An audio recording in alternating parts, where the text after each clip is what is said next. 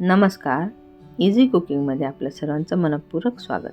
आज आपण एक विदर्भात बनवल्या जाणारी पारंपरिक रेसिपी बनवतोय. ती सुद्धा कांद्याच्या पातीपासून बनवली जाते. त्यासाठी आपण इथे 1 वाटी तूर डाळ आणि 1 वाटी चणा डाळ भिजत घातली होती.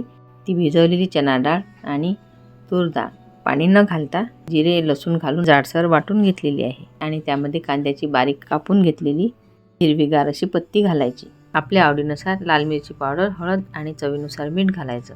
तुम्ही हिरवी मिरची या डाळीमध्ये बारीक करून घेऊ शकता. आपण लाल मिरचीचा वापर केलेला आहे. त्यामध्ये भरपूर अशी कोथिंबीर घालायची. वरून 2 चमचे तेल घालायचे. चांगलं एकत्र करून त्याचे मुटके तयार करून घ्यायचे. आता चाळणीला तेल लावायचं आणि त्यावर हे तयार केलेले मुटके ठेवायचे. एका पातेल्यात पाणी उकळत ठेवायचं आणि त्यावर चाळणी ठेवायची. त्या चाळणीवरती झाकण ठेवायचं आणि वाफेने छान शिजू द्यायचे. आपले मुटके वाफेवर शिजतात. हे तुम्ही शिजल्यानंतर नुसते तेल टाकून खाऊ शकता गरम गरम. तोंडाला अगदी छान चव येते. आजारी माणसाला जर द्याल तर त्याच्या तोंडाला छान चव येईल. हे मुटके किंवा गोळे किंवा फुनके तुम्ही गोल बनवले तरी चालतील. अगदी 10 ते 15 मिनिटात आपले फुनके छान शिजलेले आहेत. आता आपल्याला रस्सा बनवायचा आहे. त्यासाठी आता आपण तेल तापवलेलं आहे. जिरे मोहरी घालायची आणि त्यामध्ये वाटण केलेलं आहे तयार. ते वाटण घालायचं. त्यामध्ये आपल्या आवडीनुसार लाल मिरची पावडर, गरम मसाला, धने पावडर आणि हळद घालायची. परतून झाल्यानंतर कांद्याच्या पातीची भाजी असल्यानंतर आपल्याला थोडी कांद्याची पात तर घालायलाच हवी. कांद्याची पात परतून घ्यायची आणि यामध्ये कोमट पाणी सोडायचं. चांगलं तेल सुटेपर्यंत आपला मसाला भाजून घ्यायचा. वाटण तयार करायसाठी आपण कांदा, सुके खोबरे, आलं, लसूण आणि थोडा खडा मसाला हे छान तेलावर परतून घ्यायचं आणि त्याची बारीक पेस्ट करायची.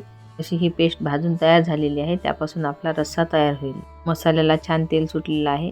आता घालायचा 1 चमचा कांदा लसूण मसाला आणि वरून घालायची बारीक कापून घेतलेली कोथिंबीर. आता घालायचं गरम पाणी.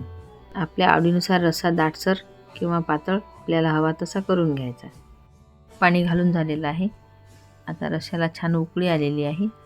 भाजीला रंग खूप छान आलेला आहे आणि सुगंध खूप दरवळतो आहे. आता त्यामध्ये आपले तयार झालेले मुटके यामध्ये सोडायचे आणि झाकण ठेवायचं. आपला रस्सा खूप दाट नाही ठेवायचा, कारण आपले मुटके त्यामध्ये टाकल्यानंतर थोडा रस्सा आणखी घट्ट होईल. तुम्ही बघू शकता आपली भाजी किती छान झालेली आहे.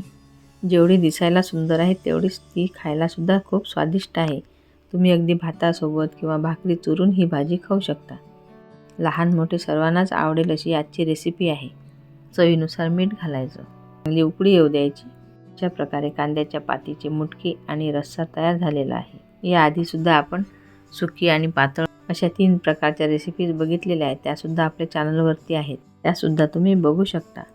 गॅस बंद करायचा आणि वरून थोडी कोथिंबीर घालायची.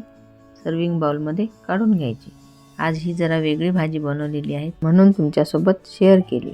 अगदी गरम गरम ज्वारी बाजरीची भाकरी किंवा पोळी किंवा भातासोबत तुम्ही आस्वाद घेऊ शकता. तुम्हाला जर कांद्याच्या पातीची भाजी आवडली असेल तर माझ्या रेसिपीला लाईक, शेअर आणि कमेंट्स करायला विसरू नका. तसेच नवीन असाल तर सबस्क्राईब देखील करू शकता. ती एकदम फ्री आहे. सोबत बेल आयकॉनला क्लिक करा. त्यामुळे तुम्हाला माझ्या नवीन आणि चमचमीत रेसिपीज बघायला मिळतील. रेसिपी बघितल्याबद्दल धन्यवाद. पुन्हा भेटू अशा छानशा रेसिपीसोबत. तोपर्यंत नमस्कार.